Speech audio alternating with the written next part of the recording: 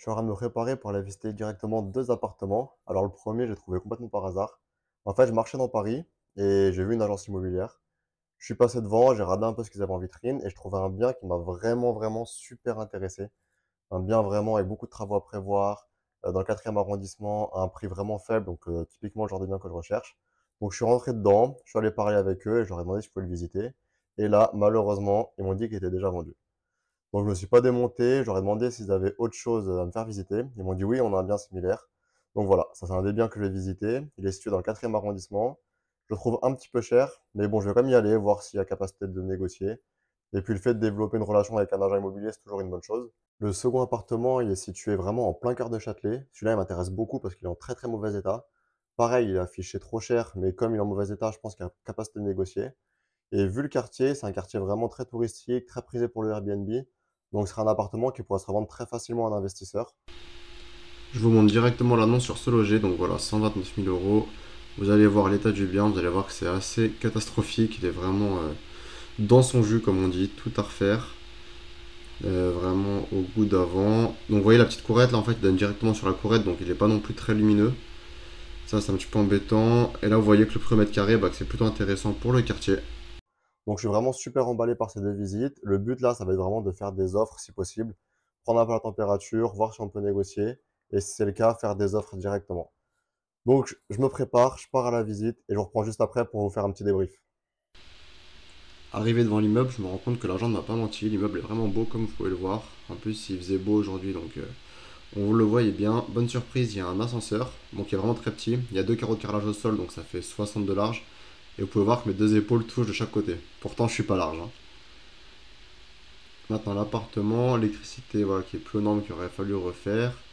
La salle de bain qui est vraiment en très mauvais état. Il faudrait tout refaire entièrement, retirer le chauffe-eau, retirer toute la faïence. Refaire tout propre et moderne au goût du jour. Ensuite, on arrive sur la pièce de vie qui elle est plutôt pas mal pour le coup. Le parquet est plutôt joli. Il n'y aurait pas vraiment beaucoup de travaux en fait dans la pièce de vie, seulement isoler le mur qui donne sur l'extérieur pour améliorer le DPE, comme on est en G ici, et la vue qui est vraiment très correcte pour Paris. Elle est assez dégagée, donc la vue, pareil, c'est un bon point pour cet appartement. Et je vous remontre un peu la façade de plus près, donc on voit mieux les détails. Vous avez vu le panneau à vendre en haut, c'était cet appartement-là, et donc on peut voir qu'elle est vraiment très quali. En repartant, j'ai vu une pub de Le Bon Coin dans le métro qui cherche à promouvoir les annonces immobilières sur leur plateforme. Et c'est vraiment pas mal, donc jetez-y un œil, il n'y a pas que se loger, ça peut être intéressant. Voici l'immeuble pour la seconde visite, donc on est vraiment dans le centre de Paris. Là, c'est les vieux immeubles, les immeubles datent des années 1500 environ dans ce quartier.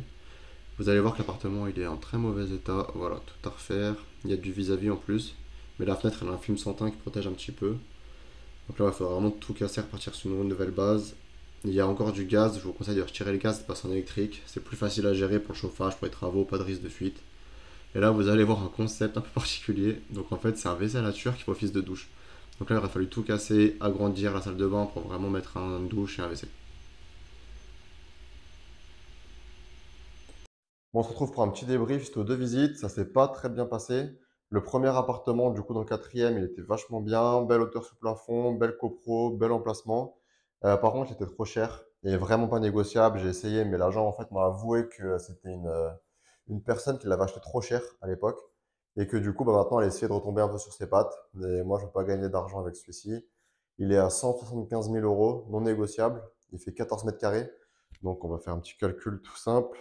175 000 divisé par 14, il a 12 500 du mètre. C'est énorme.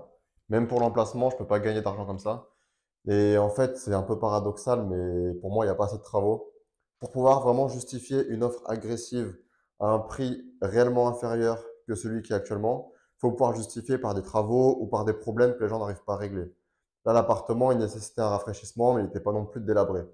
Donc celui-ci, pour moi, ça a été vraiment pas un appartement intéressant. Ensuite, le deuxième, lui, pour le coup, il y avait vraiment assez de travaux. L'appartement, il était vraiment en très mauvais état, il était ravagé. C'est un petit papy de 80 ans qui vivait dedans avec son frère. Ça m'a fait un peu de la peine. Il était vraiment ravagé, beaucoup de travaux. Et là, par contre, c'est pareil. Le bien était vraiment trop cher. 126 000 euros.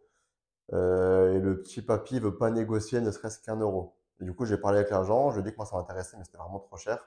fallait que je l'achète max à 100 000 balles, quoi. Alors qu'il était à 126, si je dis pas de bêtises. Et l'agent, il me dit, oui, je suis d'accord avec vous, je sais qu'il est trop cher, mais c'est le point un peu compliqué, il veut pas du tout négocier. Les gens, franchement, ils sont un peu dans le déni. Je trouve que même pour des biens où il y a beaucoup de travaux dans des états comme celui que vous avez vu juste avant, ils veulent vendre ça au même prix qu'un appartement refait. En fait, les gens ne se rendent pas compte quand il y a des travaux, il faut baisser le prix. Ils sont un peu dans le déni, surtout quand le marché est compliqué en ce moment. Bon, après, quand il sera en vente depuis 6 mois et qu'il ne sera pas vendu, je pense qu'il se remettra un petit peu en question, le petit monsieur. Mais bon, après, ça se comprend. Le monsieur, il a dû travailler toute sa vie pour cet appartement. Il a 80 ans. Il veut partir à la retraite tranquille avec son petit billet. Donc, ça se comprend aussi que quand c'est un peu le fruit du travail d'une vie entière, on soit un peu dans le déni. Je le comprends totalement, mais c'est pas ce genre d'appartement, c'est pareil, sur lequel je pourrais gagner de l'argent. Enfin, c'est ce genre d'appartement, mais pas à ce genre de prix-là. Donc voilà, les deux n'ont pas été un succès. Et vous voyez bien, je dis pas échec, parce que c'est jamais un échec une visite quand on va faire de l'achat-revente. Le but, c'est vraiment d'être sur le terrain, visiter, visiter, visiter. En visitant, vous allez connaître les prix du secteur, les bons éléments, les éléments à éviter. Vous allez développer des relations, pardon. Donc même si ça se passe mal comme là, où on va pas aller plus loin, ou même faire des offres, on peut pas les faire, c'est jamais du temps perdu. Vous avez toujours appris quelque chose quand vous sortez d'une visite. Donc je vous encourage vraiment à visiter, visiter, visiter un maximum. J'étais en train de regarder les annonces sur se loger juste avant d'aller dormir. Et là, j'ai trouvé un bien vraiment, celui-là, je le sens vraiment bien. Un bien avec vraiment beaucoup de travaux à prévoir, tout à refaire. Plomberie, peinture, électricité, isolation du mur qui donne sur l'extérieur, changement des fenêtres. Donc là, c'est typiquement le genre de bien où on peut un peu négocier. Il est dans le 17e et il est pas si cher que ça. Il est à 124 000 pour 15 mètres carrés. Et je viens de faire mes calculs, j'ai regardé l'adresse, donc j'ai réussi à avoir l'adresse. J'ai regardé l'adresse. J'ai comparé un peu les ventes qu'il y avait eu dans le secteur. Et pour pouvoir me dégager une marge de 30 000 euros, il faudrait que je négocie de 14 000. 14 000 pour les travaux qu'il y a à prévoir, ça me semble plausible. Et donc je pense que ce serait une offre qui pourrait passer. L'immeuble en plus il est bien entretenu, il a été rénové déjà, ils ont fait couverture, ravalement, cage d'escalier. Donc bah là il est trop tard, mais demain matin, première chose que je fais au réveil, j'appelle l'agent et je fonce le visiter. Je suis parti très tôt parce que je voulais être dans les premiers. Donc petit café avant de faire la visite. Faut toujours être réactif quand on trouve une bonne affaire, hein, les gens se jettent dessus. En arrivant, je me rends compte que c'est une rue qui vient de devenir piétonne, donc là c'est un très bon point. Les rues piétonnes c'est très recherché à Paris, les Parisiens ils n'utilisent plus la voiture, ils veulent vraiment être tranquilles. Voilà la façade de l'immeuble, bon rien de spécial, plutôt en bon état. Un immeuble plutôt mignon, pas non plus exceptionnel mais plutôt sympa. Et on va voir l'appartement directement. Donc là pour le coup beaucoup de travaux, tout à refaire. Électricité, la faut tout refaire, vous voyez ça date de je sais pas quand. Salle de bain, j'avais jamais vu un WC comme ça, vous avez vu la chasse d'eau là en forme de cylindre, j'avais jamais vu ça. Là, il aurait fallu tout casser, la cuisine. Et là, le point le plus inquiétant, sur le mur de droite, en fait, vous allez voir qu'il y a une infiltration. Vous voyez, le mur, il est cloqué. Ça vient soit d'une salle de bain qu'il y a derrière. L'agent, il me dit que c'est une descente d'eau pluviale, mais moi, j'y crois pas. Vu la hauteur, je pense que c'est une salle de bain, une faïence salle de bain qui fuit. Et voilà, la vue se donne sur cours, c'est pas incroyable. Et là, c'est des WC sur le palier qui peuvent être rachetés avec l'appartement. Donc ça, c'est un bon point. On pourrait gagner 1 mètre carré, donc 10 000 euros environ. Donc ça, c'est vraiment cool. Je sors de la visite, comme vous l'avez vu, pas mal de travaux à prévoir. Moi, ça me plaît, cet appartement-là, c'est typiquement le genre de petite surface sur lequel on peut gagner de l'argent en achat-revente. Il y a un point qui m'inquiétait, c'est l'infiltration qu'il y avait sur le mur. Je sais pas si c'était une descente fuyarde ou s'il y avait un logement à côté, parce qu'il faut que je vois sur Google Earth comment c'est foutu. Ou si c'était un appartement, une salle de bain derrière qui fuyait. Bon, ça, c'est un peu embêtant, mais j'aurais pu m'arranger, j'aurais pu trouver une solution. Avec les assurances, le syndic ou le propriétaire qui est de l'autre côté. J'aurais trouvé une solution, donc ça me freinait pas vraiment, c'était juste une petite difficulté en plus. Par contre, ce qui m'embête un petit peu plus, c'est que dès que je suis descendu de la visite, l'agent m'a avoué qu'en fait, il y avait déjà une offre au prix qui avait été faite aujourd'hui. Et là, vraiment, c'est le choc.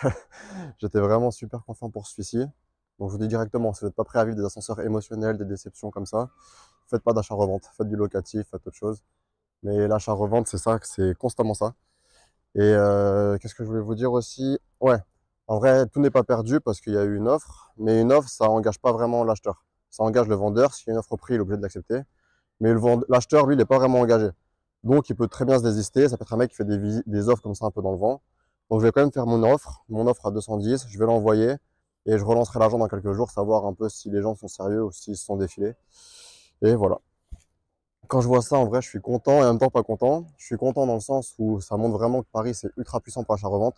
Parce qu'il y a une telle demande que ça part vraiment comme des petits pains, les biens. Mais là où je suis un peu dégoûté, c'est quand je me dis comment les gens peuvent se jeter, faire des offres au prix sur des petites surfaces, des appartements éclatés au sol comme ça. Je me dis que moi, l'appartement que j'ai vendu refait à neuf, DPE, D, etc., j'aurais pu le vendre vraiment beaucoup plus cher. Déjà, j'espérais le vendre 210. Au final, j'ai mis à 220, il est parti direct, donc je suis content. Mais je me dis que, vu la demande qu'il y avait, et quand je vois ça, je me dis que j'aurais pu le vendre facile 230. Bon, je me plains pas, hein, j'ai gagné ce que j'ai prévu de gagner, même plus. Dieu merci. Mais quand tu te dis que tu as travaillé et que tu as laissé 10 000 sur la table, c'est toujours un peu frustrant. Mais bon, voilà, c'est une erreur. Une erreur à pas reproduire. Vous pouvez déjà apprendre ça de ma petite expérience. Et voilà. Donc bon, je vous tiens au courant de la suite des avancées. Je suis de retour chez moi, donc même si ça sert probablement à rien, on va quand même écrire l'offre et l'envoyer. Donc une offre à 110 000. Et on va envoyer à l'agent et je le relancerai dans la semaine, on sait jamais, pour savoir si jamais la personne s'est désistée. Au moins, il a eu mon offre avant les autres. Voilà. Bon, je m'y attelle et j'envoie ça.